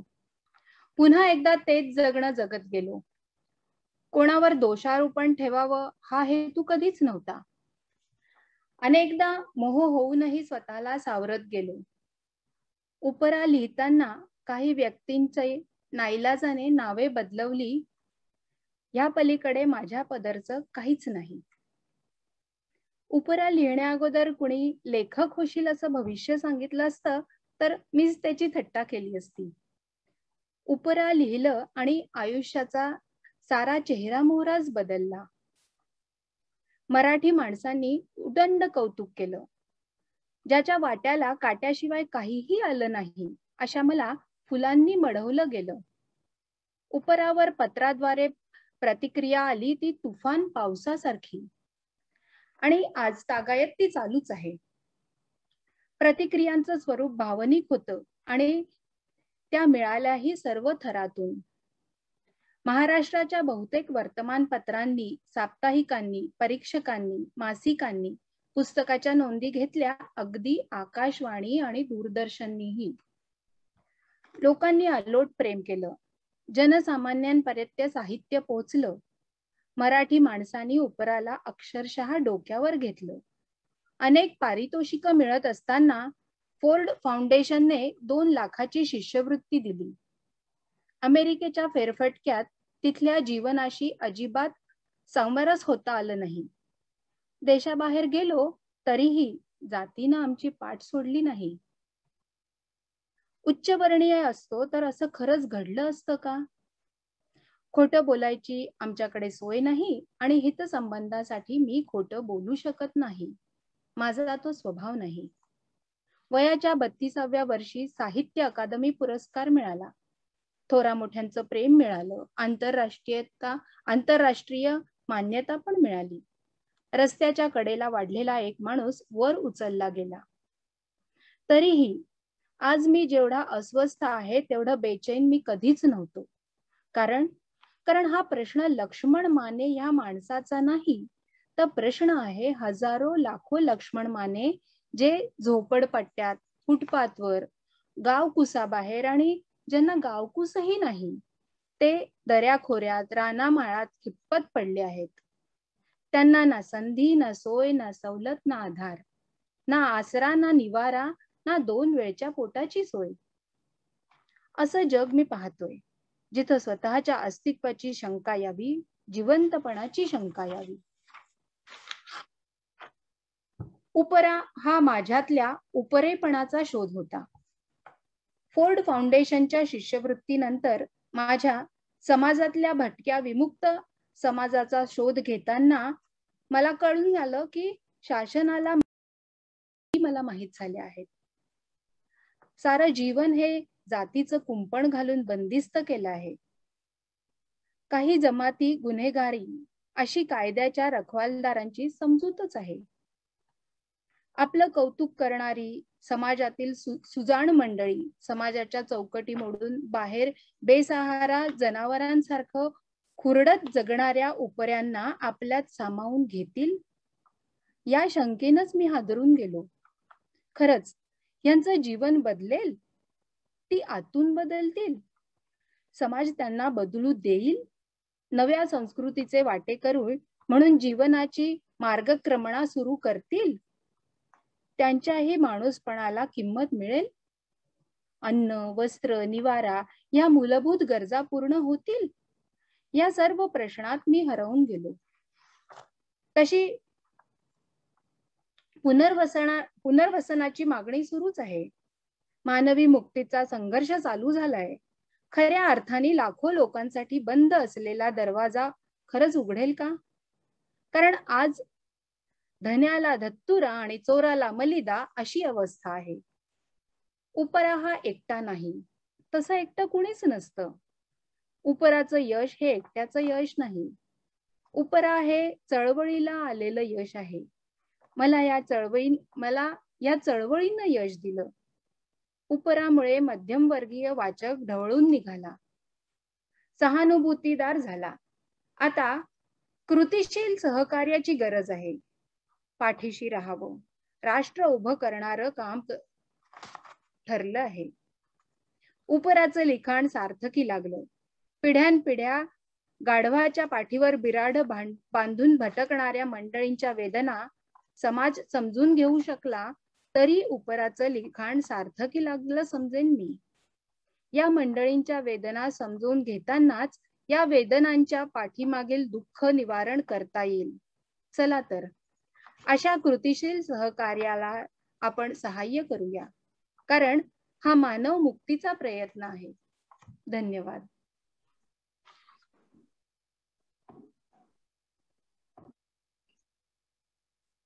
नमस्कार, मी विनय पराडकर. बालगंधर्वांच्या जीवनात सगळंच पराकोटीचं. यश, ऐश्वर्य, लोकप्रियता, विपन्नता, अपयश आणि दारिद्र्यही. रसिकांचं त्यांच्यावर प्रेम नव्हतं, ती भक्ती होती. आणि त्यामुळे त्यांना देवत्वाच्या पातळीवर नेऊन ठेवलं गेलं होतं. तर ही माणूस म्हणून त्यांच्या वागण्यात खूप विसंगती, विरोधाभास आणि अनाकलनीयता आढळते. बालगंधर्व आणि गोहरजान यांचं नातं असंच अनाकलनीय. जगानं स्वर्गलोकीचा गंधर्व ठरवलेल्या नारायण श्रीपाद राजहंस यांचं हे चरित्र कादंबरी स्वरूपात लिहिलंय श्री अभिराम भडकनकर यांनी. असा बालगंधर्व. कॉलेजमधली काही तरुण मुलं मुली स्मरण गंधर्व युगाचे या कार्यक्रमाची तयारी आणि चर्चा करत असतात. त्यातूनच बालगंधर्वांचं जीवन आपल्याला उलगडत जातं. बालगंधर्व आणि गोहरजान यांचा आयुष्यकाळ या पुस्तकात साधारण 150 पानात आहे. या नात्याचे सगळे कंगोरे वाचणं हे अशक्य आहे. ते नाते कसं विकसित झालं हे सांगणाऱ्या पानांचं संकलन. बोलपटाचा काळ चालू झाला आणि हळूहळू त्याचा परिणाम एकंदरीत संगीत नाटकांवरही झाला. गंधर्वांची काही जवळची माणसं, काही त्यांनी कर्मानं गमावली आणि काही माणसांच्या आयुष्यातून एक्झिट झाली. तर काही माणसं एंट्रीसाठी विंगेत उभी होती. तो वरचा नाटककार त्याच्या मर्जीनुसार प्रत्येकाच्या चेहऱ्यावर रंग लागत असतो. कुणाला विंगेतच ताटकळत ठेवतो तर कुणाला भटकत फिरवत नेतो. नगण्य उत्पन्न, रात्रीच्या खेळांना ओसरलेली गर्दी, न फेडता येणारं कर्जाचा डोंगर आणि घर तसंच कंपनी चालवायच्या विवंचनेत गंधर्व आला दिवस पुढे ढकलत होते. त्याच वेळी स्वतःच्या जीवाची पर्वा न करता एक तरुणी सिनेमाच्या मायाजालाला भुलून बेळगावहून मुंबईला येत होती. तिचं नाव गोहर. स्वप्नांचं गाठोडं उराशी घेऊन गोहर मुंबईत पोहोचली. तेव्हा मुंबई हिंदू मुस्लिम दंग्यात होरपळत होती, खरचटत होती. धर्मशाळेत तिला आसरा मिळाला. खोलीचं दार तिने लावून घेतलं आणि शांतपणे ती खाली बसली. पुढचं सगळंच अनिश्चित होतं. सोबतीला गळा होता वेगवेगळ्या चिजा त्या गळ्यावर चढल्या होत्या. अजूनही उरात धाकधूक होतीच. तिने डोळे मिटले आणि तिला आठवले तिचे अब्बाजान हुसेन खान. त्यांच्या नाटक कंपनीची कर्नाटक परिसरात नाटकं व्हायची. ते कायम म्हणायचे, गोहर, अल्लाह तालाने जो हुनर दिलाय तो चुला करण्यासाठी नाही दिला. गोहरला रसोईतून उठवून ते पेटीजवळ बसवत. मग एक से एक चिजा गोहरच्या गळ्यातून निघत, जणू खळखळता झरा. गाण्याच्या या दिवाणगीनं तिला मुंबईच्या वाटेवर आणून सोडलं. तिनं तानपुरा जवळ ओढला आणि या जगापासून लांब जात तिनं सा लावला. त्या सावर तिनं स्वतःला अगदी झोकून दिलं.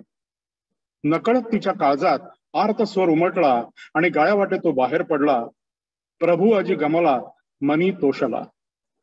कितीतरी वेळ ती ते गात होती आणि गाताना तिच्या डोळ्यासमोर उभं राहिलं बालगंधर्वांचं रूप. ते पद त्यांच्या गायकीच्या वाटेनं जाऊ लागलं. गोहरच्या गळ्यात अब्बाजान आणि इतर गुरूंपेक्षा गायकी चढली होती ती बालगंधर्वांची. तिच्या आवाजाची जातकुळीच वेगळी होती आणि तरीही तिनं गंधर्व गायकीला आपल्या आवाजात चपखल बसून ठेवलेलं होतं. गाताना तिला बालगंधर्व आठवत राहिले. तिचं चित्त निवत गेलं. तिला तिचा खुदा भेटला. दुसरा प्रसंग. काका देसाईंच्या सल्ल्यानुसार दंगलीतून बचावण्यासाठी गोहरच्या कपाळावर ठसठशीत कुंकवाचा टिळा लागला होता. हातात काकणं आली. गळ्यात देवाचा ताईत आला. मंजिल क्या होगी कहा होगी हे खुदालाच ठाऊक असं म्हणत तिनं डोक्यावर पदर घेतला. आणखी एक पात्र आता रंगून तयार झालं, आपलं सोंग या सृष्टीत सादर करायला. गोहरला हळूहळू सिनेमात काम मिळू लागलं. सगळी दुनिया सिनेमाच्या मागे वेडी झाली आणि तसं असतानाच गोहरला मात्र नाटक भुरळ पाडायचं. गंधर्वांचं नाटक असेल तर ती फुलून जायची. चापेकरांच्या सहवासात तिनं त्यांच्याकडून गंधर्वांची पदं शिकून घेतली. चापेकरांना ही मुलगी म्हणजे आश्चर्यच वाटायचं. एकीकडे स्वतःच्या शरीर सौष्ठवाचा सिनेमात कसा वापर करायचा याची उलझट जाण तिच्याकडे होती आणि दुसरीकडे गंधर्व म्हणलं की तिच्या चेहऱ्यावर दिसणारा भक्तिभाव याची संगतीच त्यांना लागत नव्हती. गोहर नेमकी कशी आहे?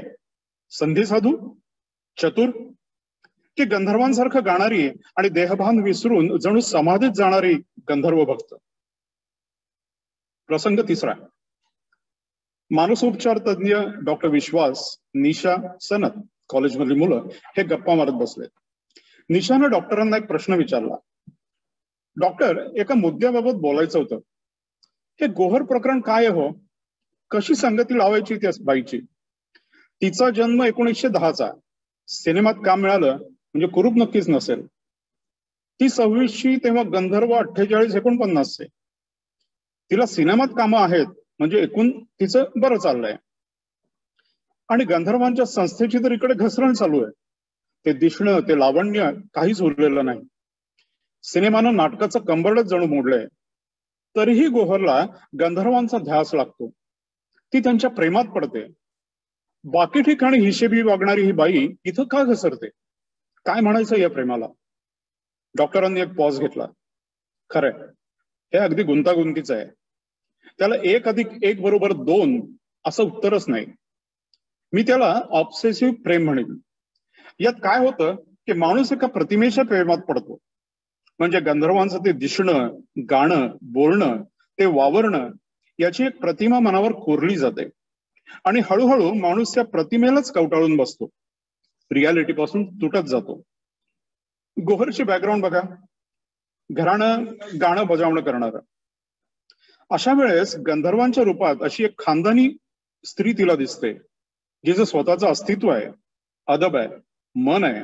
मग ते भामिनीच्या, सुभद्रेच्या किंवा सिंधूच्या रूपात असेल. पण असं लोभस मन असणारी बाई तिनं पाहिली ती गंधर्वांच्या रूपात स्टेजवर. तिला ती चटकन भावली. आपण अशा नाही का असे तिला वाटत, आपण अशा का नाही असं तिला वाटत असणार.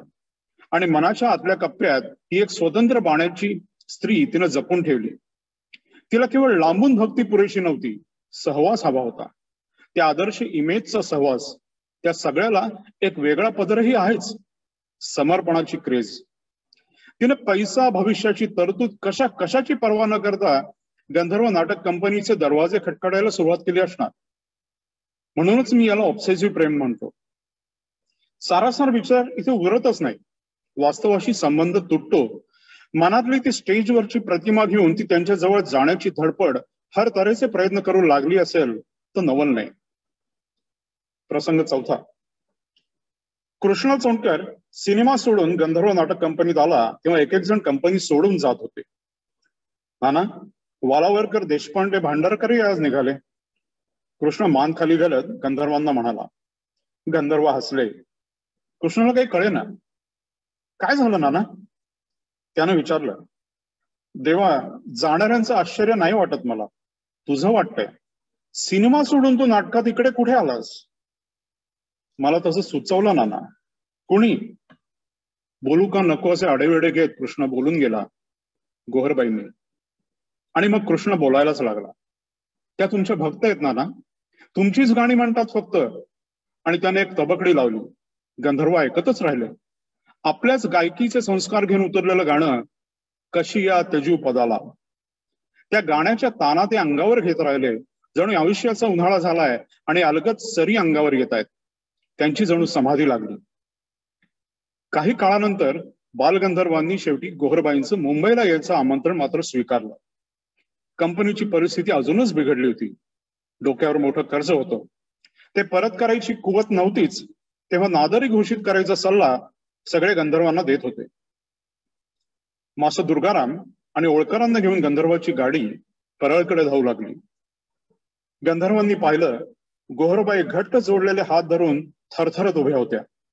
त्यांनी उंजळीत घेतलेली फुलं गंधर्वांच्या पायावर अर्पण केली आणि त्या पायांवर आपलं मस्तक ठेवलं. गोहरला त्यांनी उठवलं.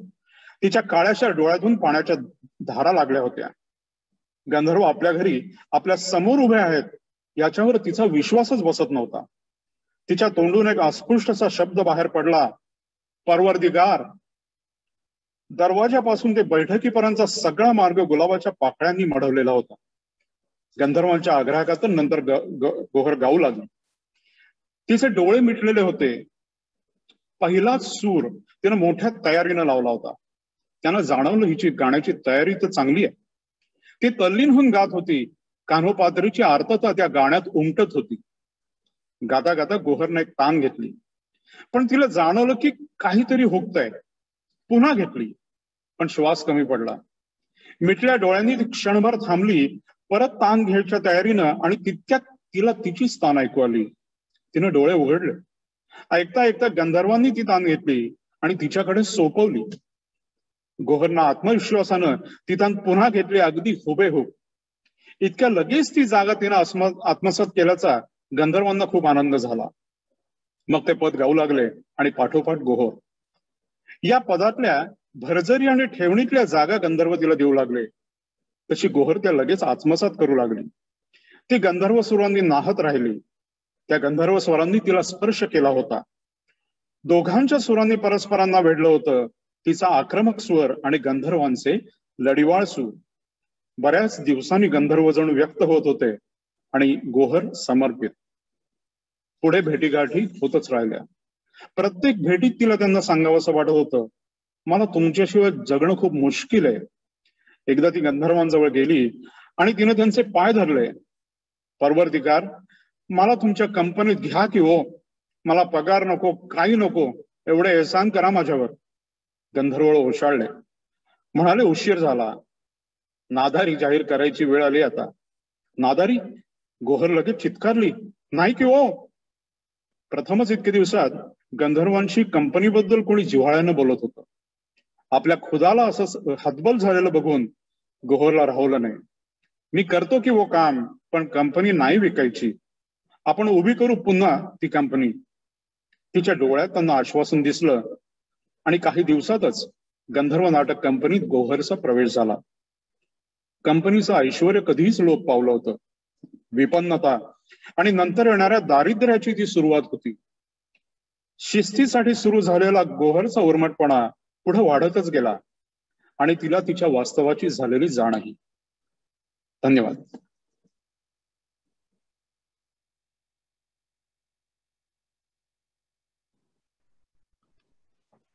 नमस्कार, मी मेघना असेरकर. सगळ्यांना गणेश चतुर्थीच्या शुभेच्छा. जे उत्तम कार्यक्रमात भाग घेताना आज मला अतिशय अभिमान वाटतोय, कारण माझी चुलत बहीण प्रिया हिचे यजमान retired wing commander Shri Ashok Limaye यांचं पुस्तक द फिनिक्स रायझेस यातील काही भाग मी वाचणार आहे. या पुस्तकाचं कव्हर तुम्ही पाहाल तर वरती एक लाईन आहे, the story of a fighter pilot who refuse to give up, आणि त्याखाली जे चित्र आहे तिथे एक विमान खाली पडताना दिसतंय आणि फिनिक्स पक्षी वरती आकाशाकडे झेपावत आहे. या टायटल आणि चित्रावरून पुस्तक कशाबद्दल आहे याची कल्पना येते. हे पुस्तक इंग्लिश मध्ये आहे, पण जे उत्तम कार्यक्रमाकरता श्री अशोक लिमये यांनी आवर्जून हा भाग मराठीमध्ये आपल्याकरता पाठवला आहे. तर आता वाचूया पुस्तकातील काही भाग. मी 1970 मध्ये NDA म्हणजे नॅशनल डिफेन्स अकॅडमी मधून पास आउट झालो आणि 1972 मध्ये इंडियन एअरफोर्सच्या फायटर स्ट्रीम मध्ये नियुक्त झालो. मी माझ्या इंडियन एअरफोर्स मधील कारकिर्दीत हंटर, MiG-21, सुखोई 7 ही सर्व प्रकारची विमानं चालवली. मी फायटर बॉम्बर विमानांचा पायलट होतो. फायटर बॉम्बर्स म्हणजे जी विमानं युद्धात बॉम्बिंग करतात. मी हंटर्स आणि MiG-21 वर वेपन बॉम्बिंग पण केलं आहे. लग्नानंतर आम्ही खडगपूर जवळ कलाईकोंडा एअरफोर्स स्टेशनवर राहत होतो. दोन्ही मुली लहान होत्या आणि आयुष्य अगदी मजेत चालू होतं. आणि रुटीन फ्लाइंग करत असताना अचानक 27 जुलै 1991 रोजी खडगपूर जवळ सकाळी 8:30 वाजता माझा हंटर 66 विमानाचा ऍक्सिडेंट झाला. 25,000 फूट उंचीवर असताना विमानाचं इंजिन बंद पडलं. अर्थातच मी सर्व प्रयत्न केले, पण विमान खाली पडलं आणि माझं पूर्ण आयुष्य बदललं. हेलिकॉप्टरने एअरलिफ्ट करून मला कलकत्ता हॉस्पिटलमध्ये ऍडमिट केलं. नंतर 2 दिवसांनी माझं ऑपरेशन झालं. त्याकरता खडकी, पुणे इथून सर्जन आले होते. मग 15 ऑगस्ट रोजी मला पुण्याच्या मिलिटरी हॉस्पिटलमध्ये शिफ्ट करण्यात आलं. माझी फॅमिली पुण्यातच असल्याने माझे वडील कर्नल श्री सदाशिव लिमये व माझी बहीण निलिमा हिची खूप मदत झाली.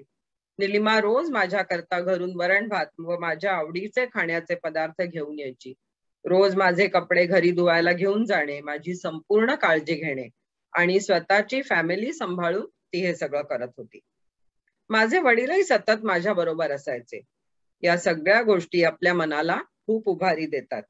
माझी नाशिकची बहीण डॉक्टर ललिता जोशी आणि तिचे यजमान डॉक्टर प्रकाश जोशी यांचा डॉक्टर्स आणि फॅमिली म्हणून खूपच आधार होता. एकीकडे कलाईकुंडाला आमचे सगळे एअरफोर्सचे मित्र, माझी पत्नी व 2 लहान मुली यांची उत्तम काळजी घेत होते.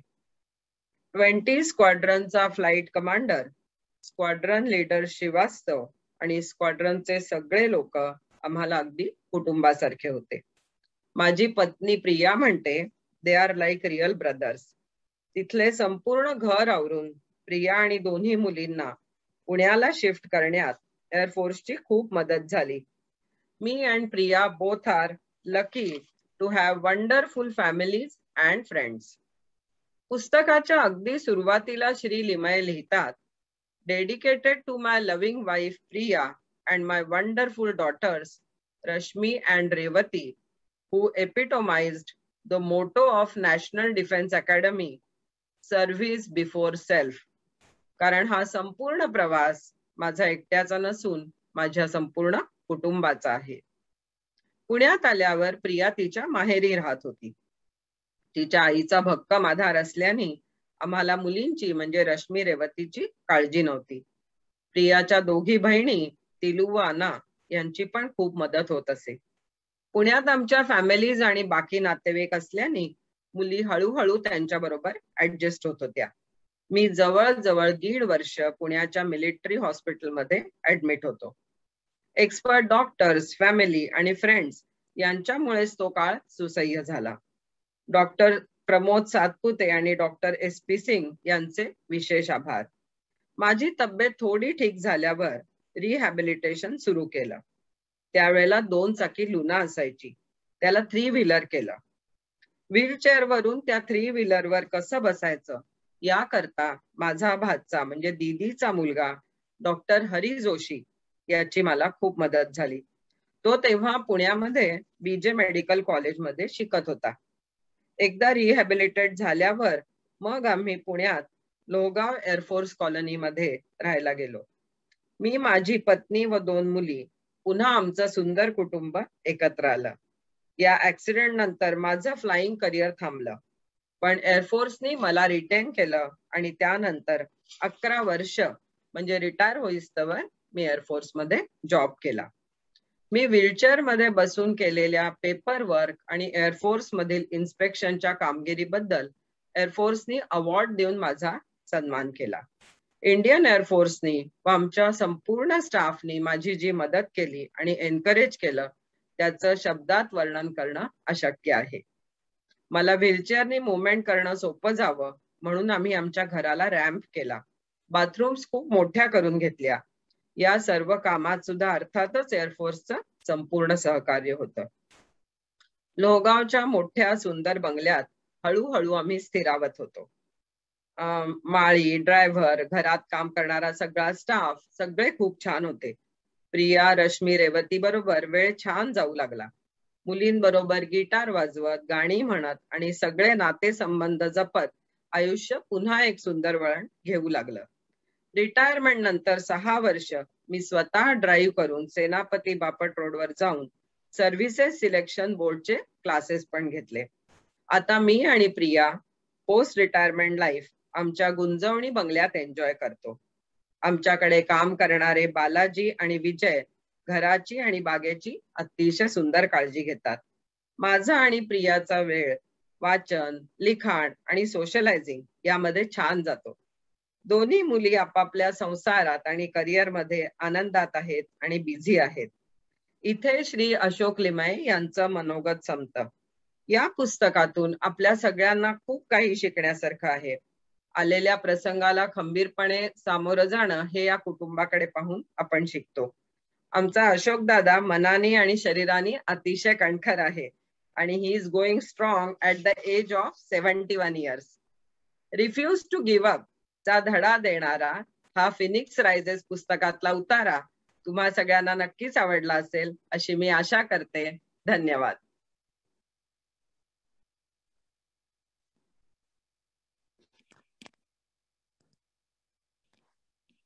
नमस्कार, मी श्यामल भाटे.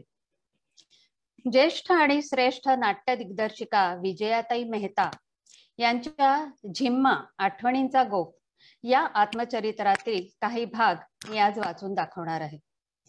विजयाताईंच्या आई म्हणजे बायजी यांच्याशी असलेल्या त्यांच्या नात्याची सुंदर गुंफण त्यांच्याच शब्दात आपण ऐकूया. प्रत्येक जण आपला टिपकागद घेऊन जन्माला येतो. प्रत्येकाचा वेगवेगळा आणि कमी अधिक क्षमतेचा. त्या व्यक्तींच्या आठवणी हा टिपकागद अलगद शोषून घेतो. कसा होता विजूचा टिपकागद? आईला मी तिच्या 40व्या वर्षी झाले. एक भाऊ माझ्यापेक्षा 22 वर्षांनी मोठा, दुसरा 18 वर्षांनी मोठा आणि मी अचानक लाभलेले शेंडेफळ. विजया हे माझं नाव, पण सगळे बेबी म्हणत. त्यावेळेचं अतिशय फॅशनेबल नाव बेबी.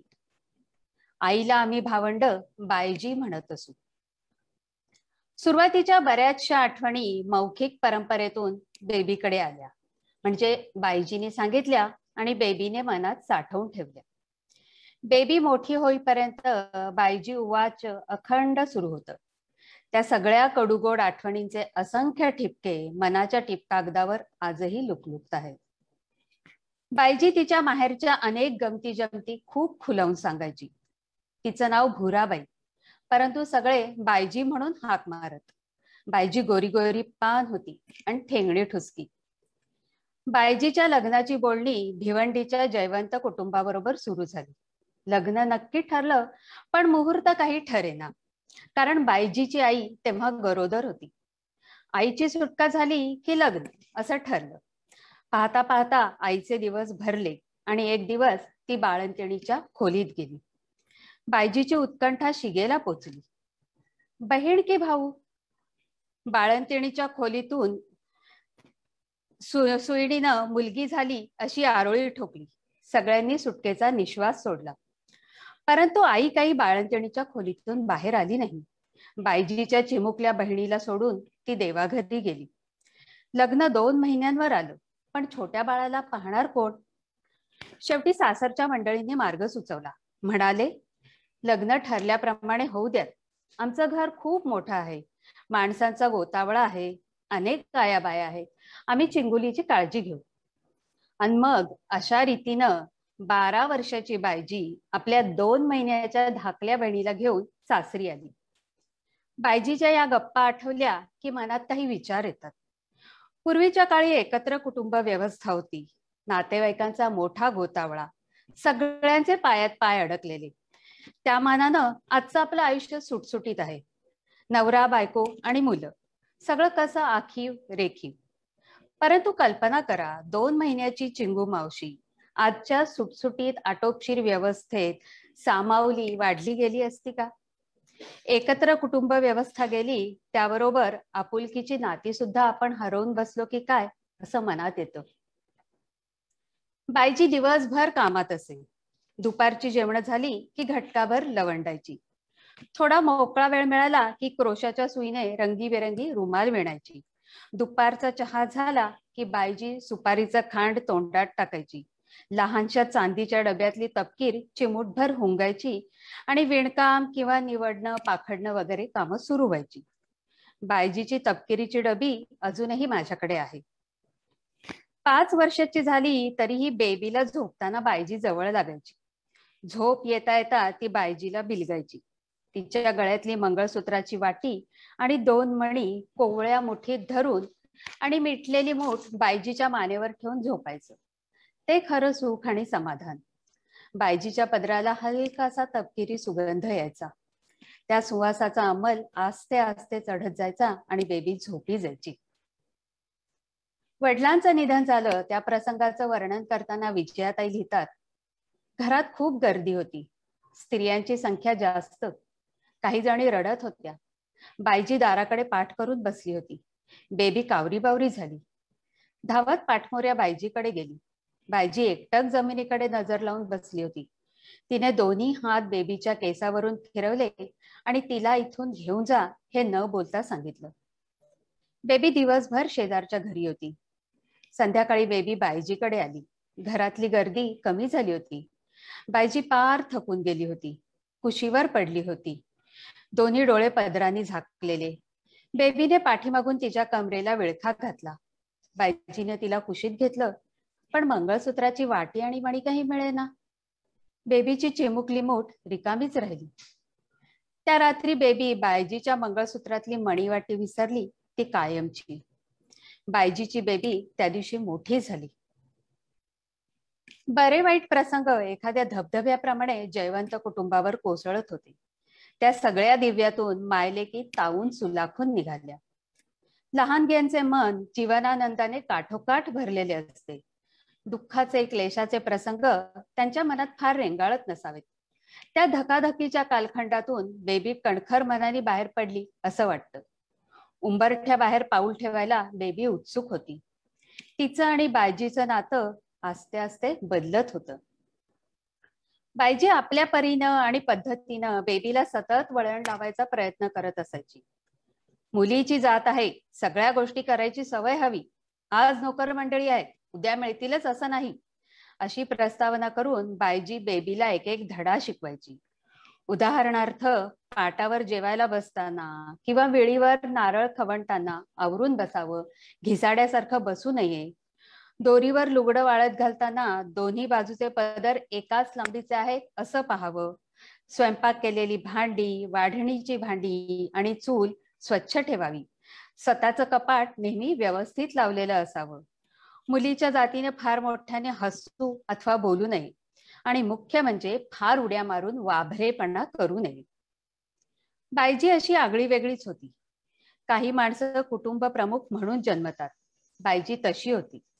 घरातली लग्न कार्य, समारंभ तिच्याशिवाय पार पडत नसत. बायजीच्या पाया पडायला नातेवाईक आप्तेष्ट सतत येत असत. बायजी कैकदा म्हणायची, शिकता आलं असतं तर मी सुद्धा काहीतरी मोठं काम करू शकले असते. महात्मा गांधींच्या दांडी यात्रेत जावं असं मलाही वाटत होतं, पण आमचा दांडी मार्च मात्र मागच्या अंगणातच. लग्न ठरलं 12व्या वर्षी. बायजीला असं बोलताना ऐकलं की वाटायचं माझी पिढी भाग्यवान. अंगणाचं दार आमच्यासाठी उघडलेलंच होतं. रात्री झोपण्यापूर्वी बायजी कधी कधी बेबीला पाठ चेप म्हणून सांगायची. बेबी पायाने बायजीची पाठ चेपून द्यायची. मग बायजी शांतपणे झोपी जायची. तिच्या शेजारच्या गादीवर बेबी, कधी थोडी दूर तर कधी जवळ. आई लेकीच्या नात्याची एकत्र गुंफलेली धूपछाव मला आजही हवी हवीशी वाटते. पण या प्रेमालापात अचानक थोडा खंड पडला. बेबीचं इवलसं जग हळूहळू विस्तारू लागलं. तिच्या आयुष्यात राष्ट्रसेवा दल आलं. शाखा म्हणजे काय, संध्याकाळी म्हणजे किती वेळ, आणि अभ्यासाचं काय, असे बरेच प्रश्न विचारून बायजीने परवानगी दिली.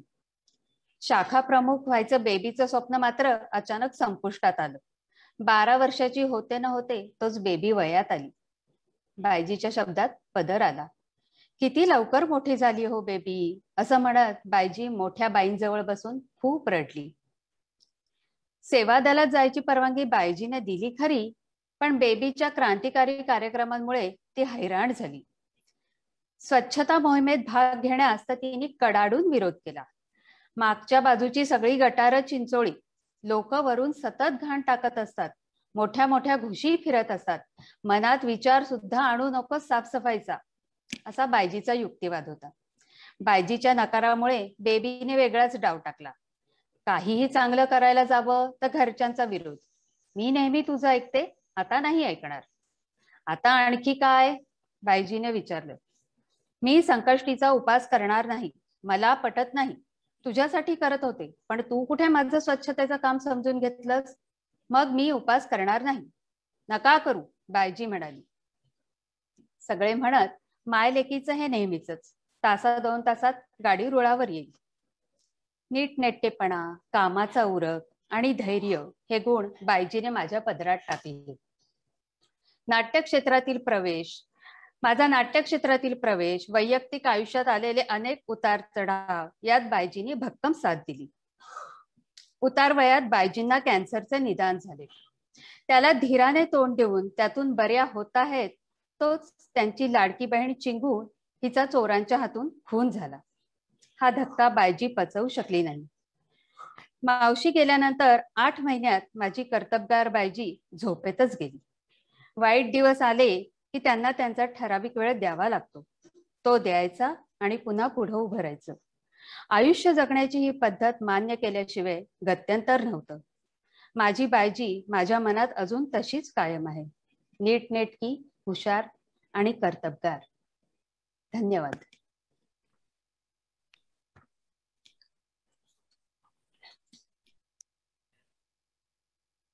सर्व वाचकांनी फार सुंदर सादरीकरण केलं आहे. मंडळी, कसा वाटला कार्यक्रम? महाराष्ट्र मंडळ सिंगापूर तर्फे मी सर्व वाचकांचे आणि श्रोत्यांचे मनपूर्वक आभार मानते. असेच अनेक उत्तमोत्तम कार्यक्रम घेऊन आम्ही पुन्हा येऊच. तोपर्यंत शुभरात्री आणि गणपती बाप्पा मोरया.